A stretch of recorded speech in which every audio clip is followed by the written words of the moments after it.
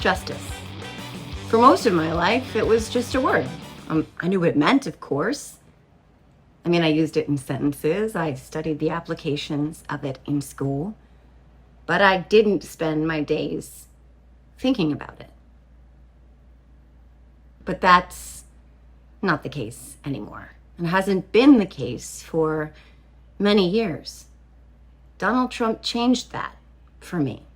He changed so many things for me, for a lot of people. But what he represented wasn't just the worst of society. It wasn't just that he was a hateful, bigoted, sexist pig who bragged about sexual assault. And don't get me wrong, those aren't small things. It was that he got away with all of those things. That he seemed to be beyond the reach of justice, above the law.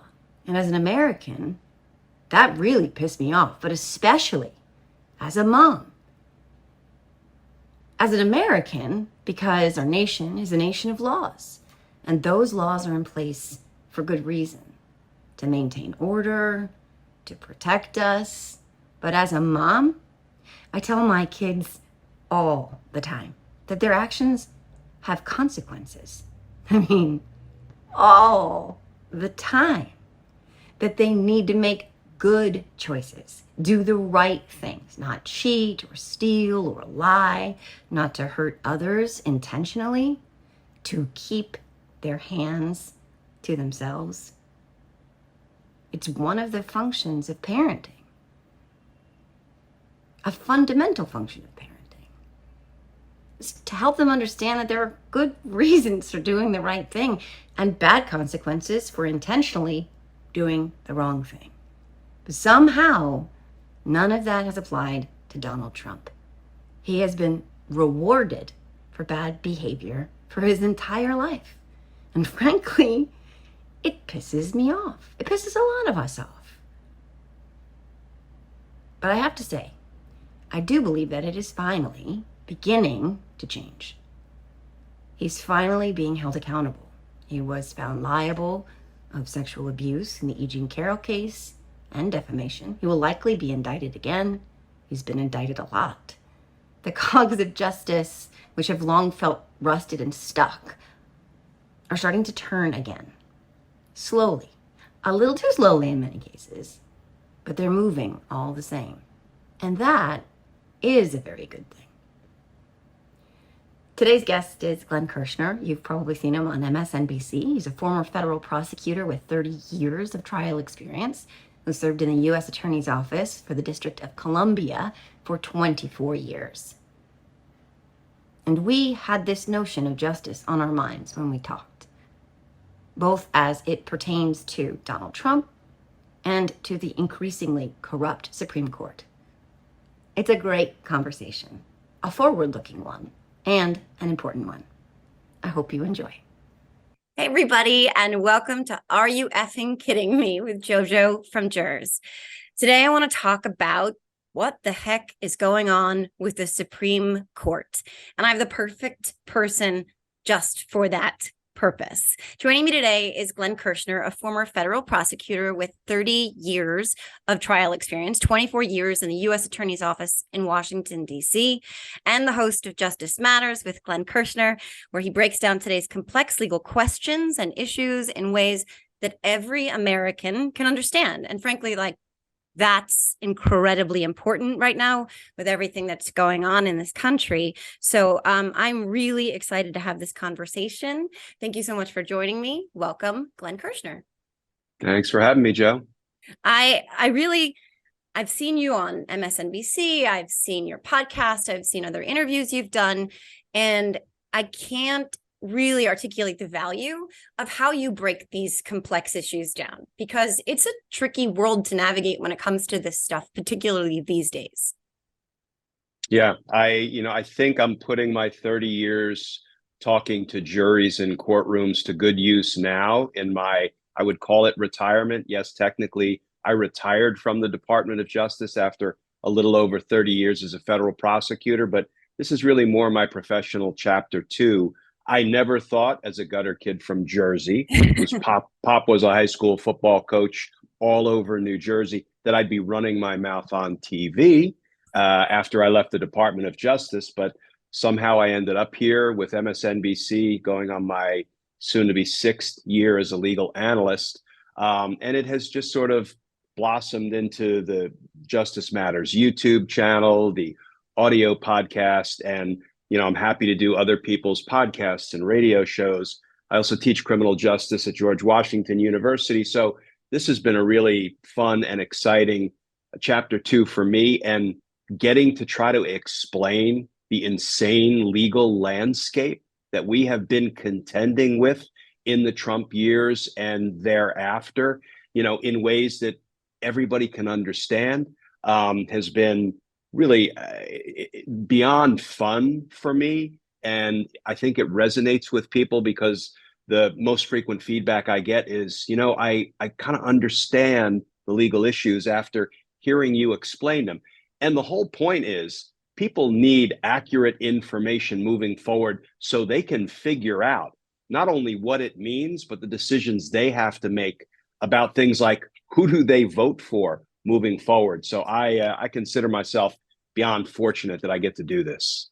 I mean, I'm so grateful because these, as you know, and you talk about this a lot, are extraordinary times when it comes to legal issues, constitutional issues. I mean, we are potentially looking at, either the nominee for one of the two political parties, or God forbid, the president-elect or president of the United States being federally convicted of something like essentially spying, not exactly spying, but the Espionage Act and the mishandling of our national security, national defense information, and people don't adhere to the facts these days in the way that maybe they once did.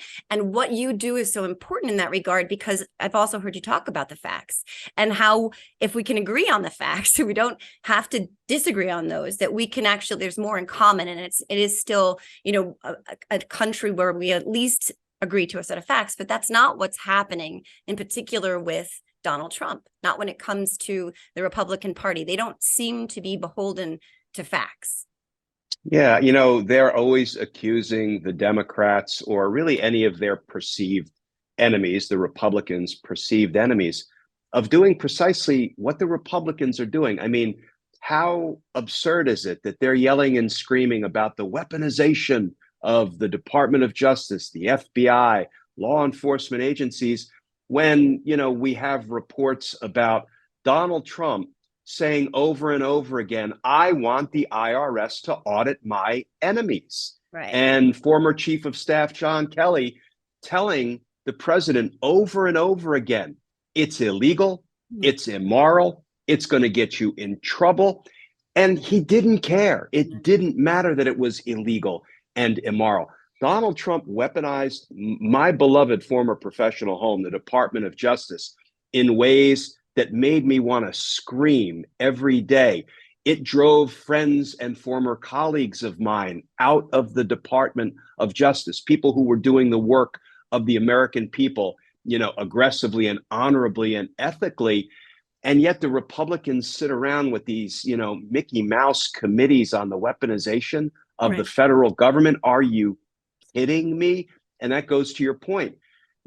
When the Republicans do nothing but gaslight, when they don't make any arguments that are fact-based arguments, it's really hard to talk productively across the divide.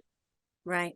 And speaking again about the extraordinary times that we live in, Joe Biden was asked about this Supreme Court, and he said it's not a normal one. And it really feels as though it's at this point an arm of right-wing extremism. I mean, would you say, what would you say to that, to Joe Biden saying this isn't a normal Supreme Court, given what the rulings we've seen?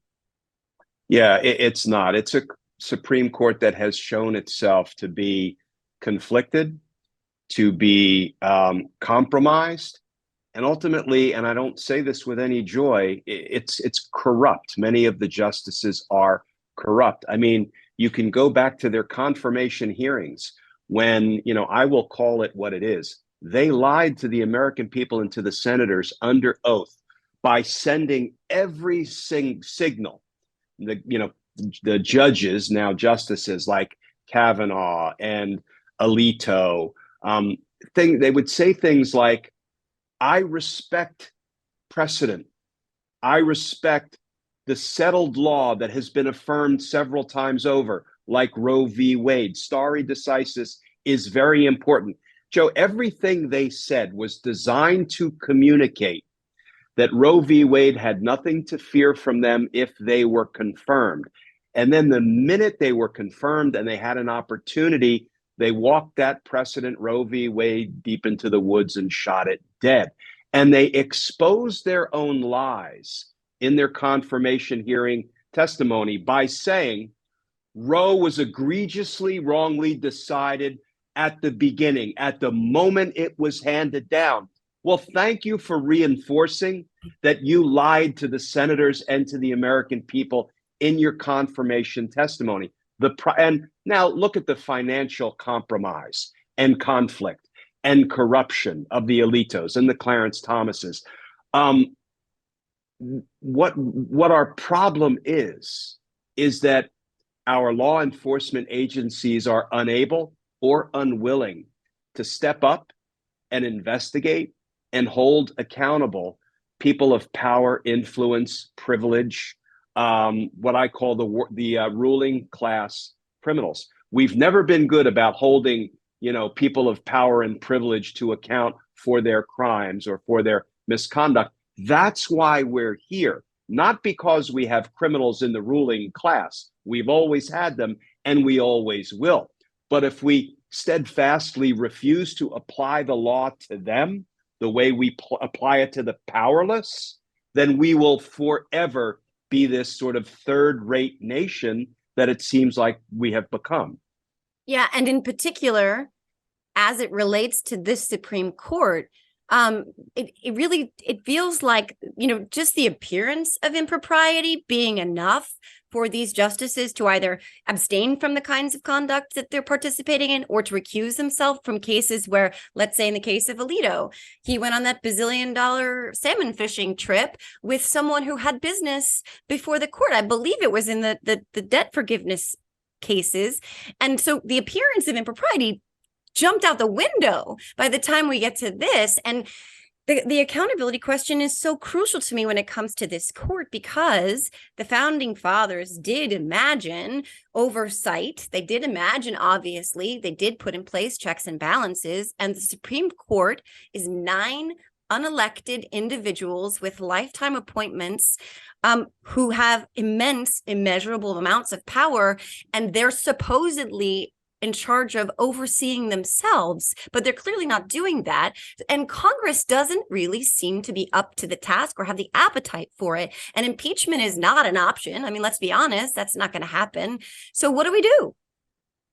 Well, first of all, we hold an impeachment inquiry. Now, people will say, you'll never get to impeachment. That I understand. But that doesn't mean you don't investigate the judicial misconduct. You investigate it by opening an impeachment inquiry. Now, in this Congress, the present House of Representatives, goodness knows nothing's going to get accomplished of any consequence. It's all a big dog and pony show for Kevin McCarthy and the clown car full of, Jim Jordans and Matt Gaetz and Boeberts and Greens.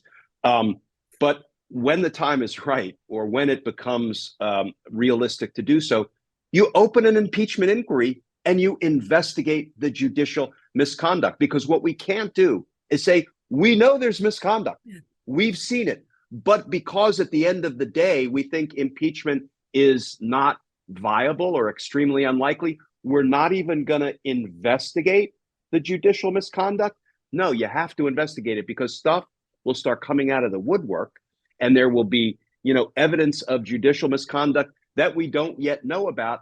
And then maybe the momentum builds toward accountability for this corrupt and conflicted Supreme Court, the majority of justices. So That's that the whole point is you have to apply the law equally when you see potential criminal conduct. And we don't do that. And that's why we are in this quagmire. Right. And it's such an it's an interesting, it's an ironic twist of fate that this is happening with the highest court in the land, with those who are supposed to be most expert on our laws. And somehow we've gotten to this place where the laws don't apply to them. And it's obviously an incredibly democracy imperiling and dangerous place, especially when we're talking about a court that is overturning, as you said, in the case of Roe, 50 years of precedent, overturning in the case of affirmative action, I think more than 40 years of precedent. It feels very much like they're sort of fulfilling an agenda wish list for the Republican Party. And since we don't know, what's behind all of their decisions, we really do need to know. And we need to, I love this idea of having at least opening an impeachment inquiry, because we have to put a marker down to establish that this isn't okay, because they've obviously already gone over the edge and they're not going to be coming back on their own. So we need to compel them. Yeah. And Donald Trump was not convicted in the Senate trial and removed from office, but he was twice impeached. And the evidence that was developed and that was provided to the American people of his crimes, his misconduct, his democracy busting, actions, it was so important for everybody to know that.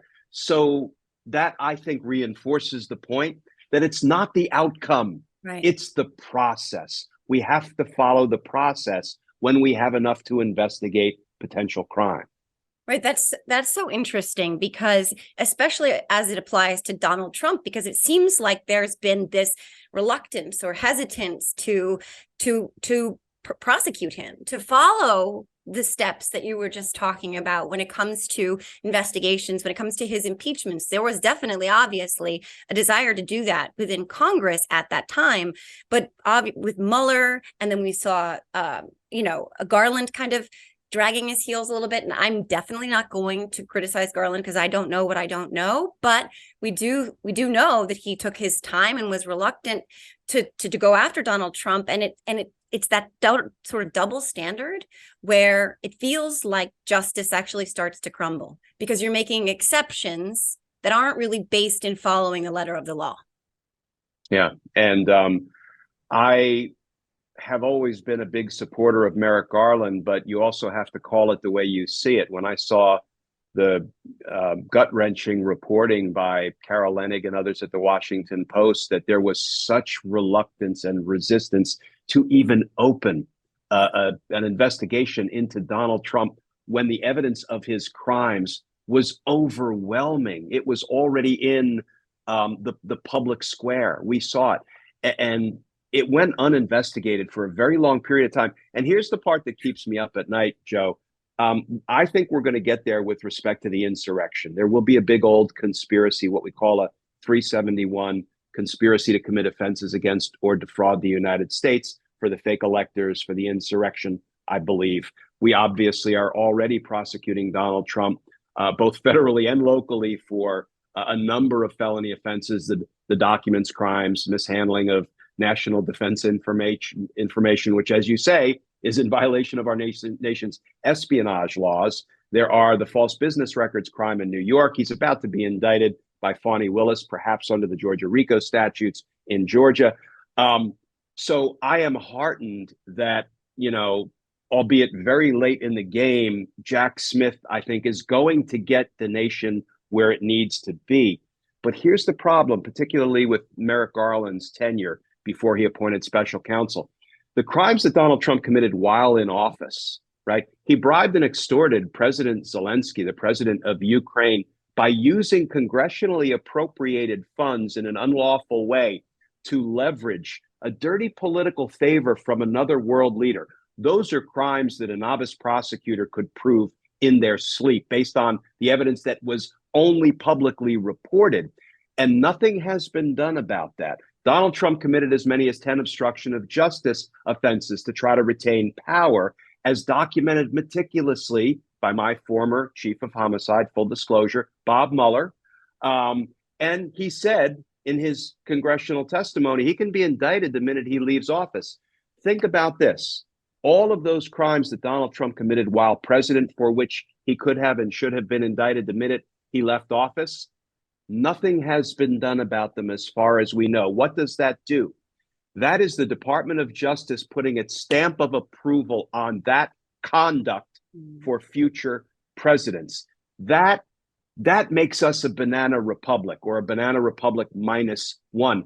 I cannot understand why there has been no movement on the crimes Donald Trump committed while in office, for which he could be prosecuted the minute he left office. We're in a hole right now that we really need to try to pull ourselves up out of.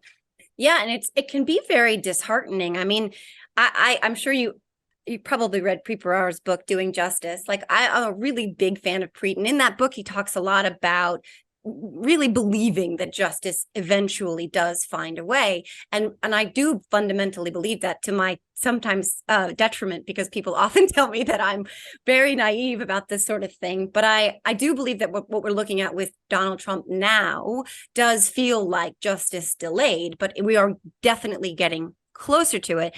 But I think a lot of people I know in my peer groups, et cetera, people I work with, they feel like, what's the point? Like, you get to a point, and this is another thing that's happened in this space between January 6th and the Ukrainian extortion, but particularly January 6th, in the space of time that's elapsed since then, where there's been no accountability at the top, it's not only emboldened those who seek to pursue those ends, but it's disheartened the people on the other side, because a lot of people say, well, nothing's going to happen to them. What's the point? And it's really frustrating, but I do believe that we are looking at least at the precipice of that beginning.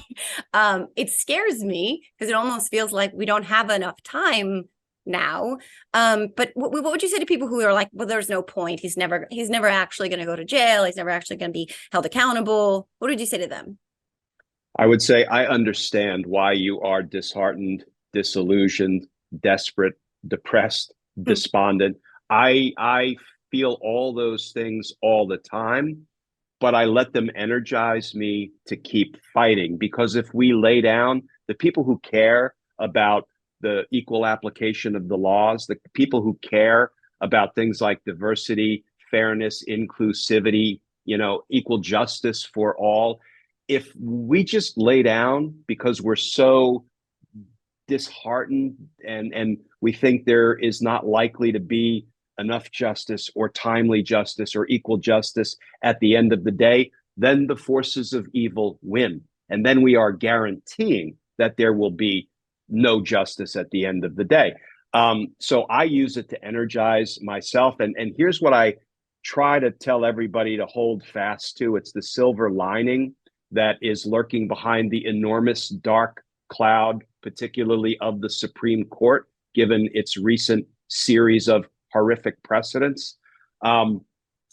If you think we were motivated to vote in 2020, now that they have revoked women's constitutional privacy rights, now that they have basically cemented the historic and systemic racism of the past into our present day interpretation of the Constitution, ironically using the 14th Amendment for the exact opposite purpose for which it was enacted. It was enacted to prevent the kind of, continuation of the systemic racism. And instead they used it to cement it into our American existence.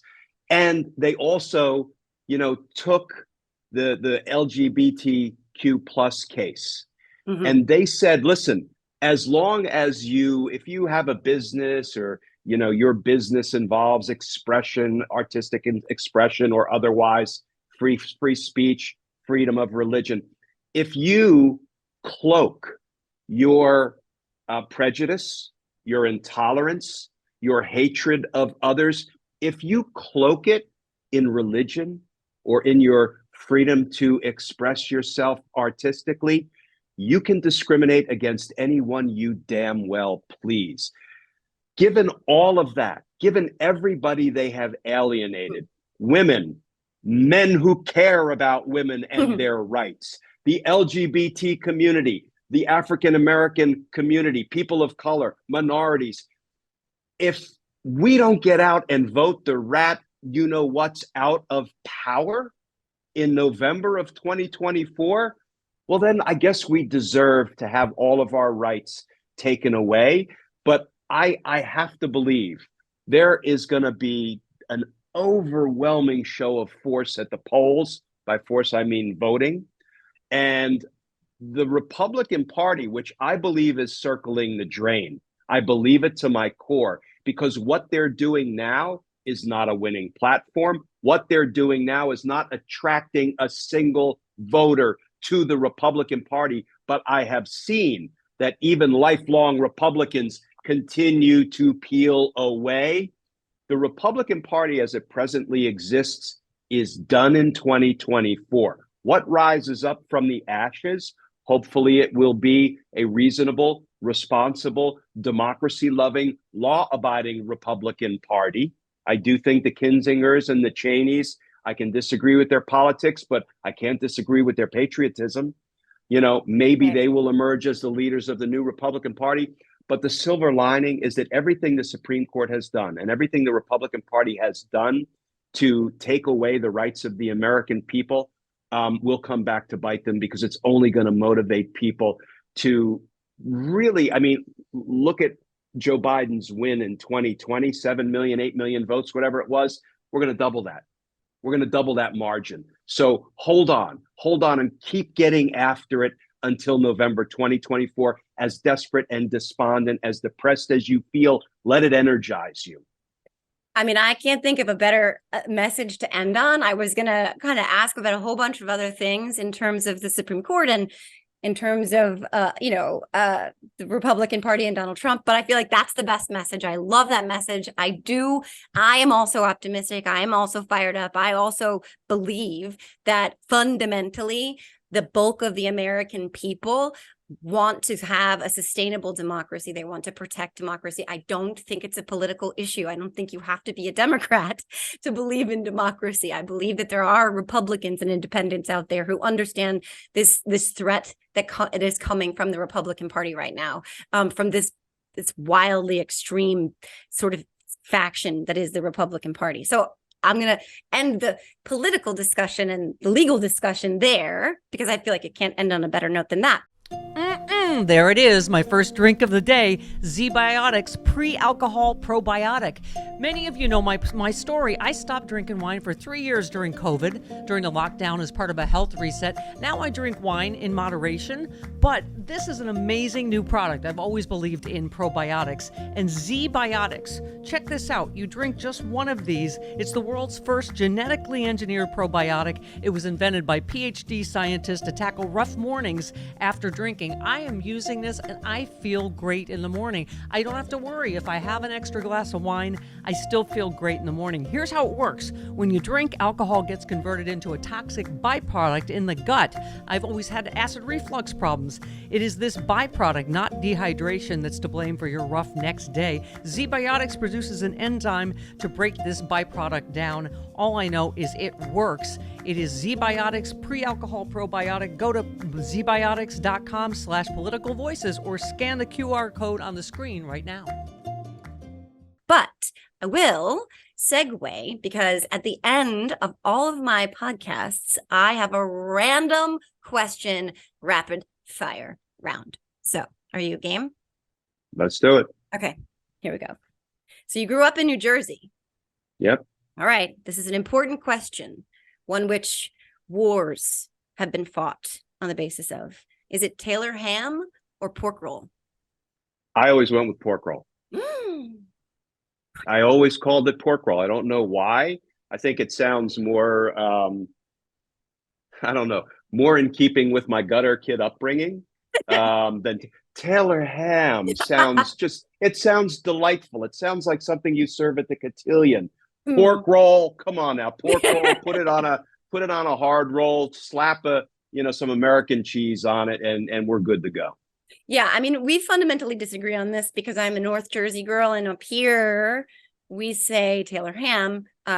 We don't say pork roll, but we say Taylor ham, egg, and cheese. But I'll let you have that because you made a very good argument. I mean, you really definitely can tell you have a legal background because you the first person who ever made even slightly of a convincing argument for me on why to call it pork roll. So moving on, you played college football. So, and you I grew up did. in Jersey and New York. But who is your team, Jets or Giants? Okay, so my pop was an All-American football player. Went to Montclair State after he got out of the army. He lied about his age. Joined the army when he was too young because he wanted to serve his country. Came back, went to Montclair State on the GI Bill. He was a hell of a linebacker, a middle linebacker. He was a New York Giants fan, so I, of course, was a New York Giants fan.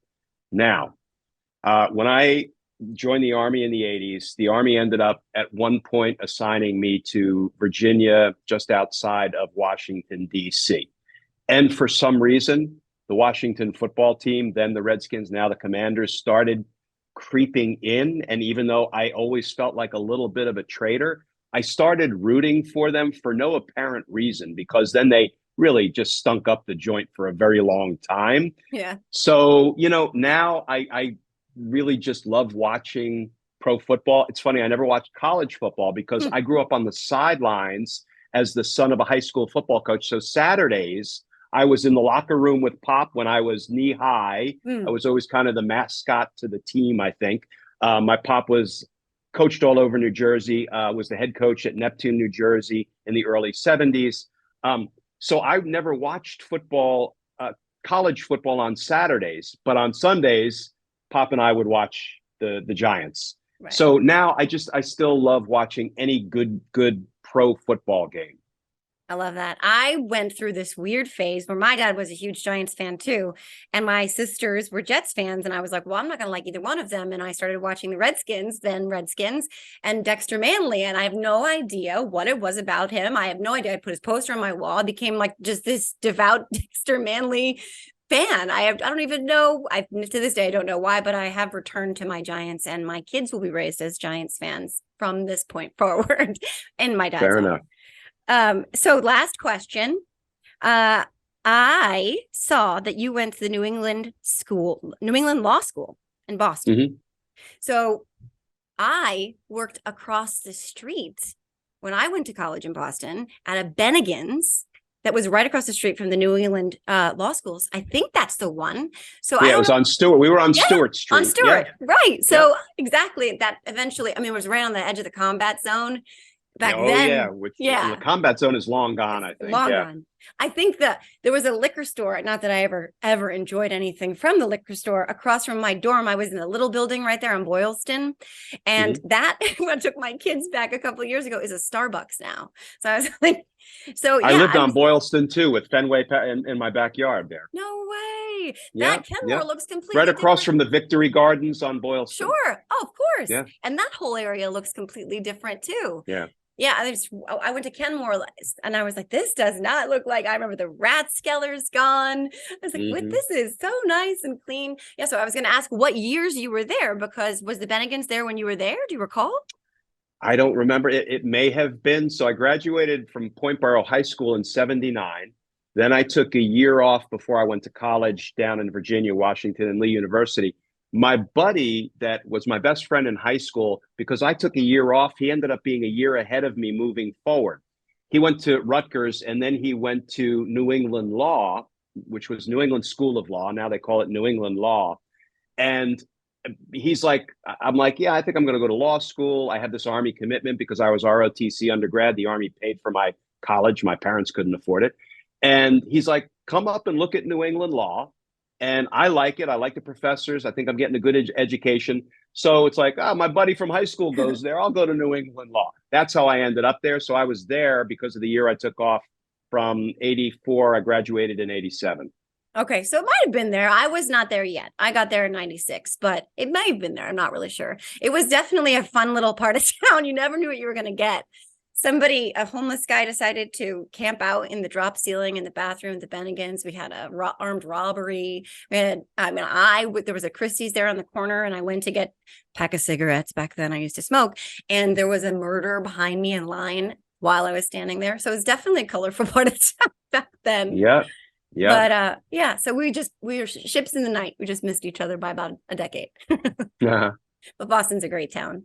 So It is. yeah, thank you for your time today. I really, really appreciate all of your insight and your perspective. And the number one thing that I appreciate about you is your adherence and advocacy for law, for justice. And because I believe right now with this war on facts and the truth that justice has to be, that which guides us. And voices like yours are so incredibly important in that endeavor. So thank you for that. Well, my pleasure. And that's why I put my 4 years of high school wood shop to good use and produced that Justice Matters sign behind me, because that's really what it's about. Justice matters. I mean, without justice and without equal justice, we're lost. And Right. I think we're lost now. I'm hopeful we're going to find our way. But for the last, 6-7 years, we've been lost. I think we're gonna pull out of it, though. Yeah, I believe that. Fundamentally, I believe that. But I very much believe in this little experiment of ours. And I know that it's really a daily practice to protect this democracy. So thank you. And that does it for this episode. Many thanks to the amazing warrior for justice, Glenn Kirschner, for his time today. Make sure you follow him everywhere and check out his podcast, Justice Matters with Glenn Kirschner. Thank you so much. Thanks, Joe. Great being with you. Great to have you. Thanks for joining me. And if you are listening to the Are You Effing Kidding Me podcast, make sure to subscribe and leave a 5-star review. And if you're watching on YouTube, please like and subscribe below. There it is, my first drink of the day, ZBiotics Pre-Alcohol Probiotic. Many of you know my story. I stopped drinking wine for 3 years during COVID, during the lockdown as part of a health reset. Now I drink wine in moderation, but this is an amazing new product. I've always believed in probiotics. And ZBiotics, check this out. You drink just one of these. It's the world's first genetically engineered probiotic. It was invented by PhD scientists to tackle rough mornings after drinking. I am using this and I feel great in the morning. I don't have to worry if I have an extra glass of wine. I still feel great in the morning. Here's how it works. When you drink, alcohol gets converted into a toxic byproduct in the gut. I've always had acid reflux problems. It is this byproduct, not dehydration, that's to blame for your rough next day. ZBiotics produces an enzyme to break this byproduct down. All I know is it works. It is ZBiotics Pre-Alcohol Probiotic. Go to zbiotics.com/politicalvoices or scan the QR code on the screen right now.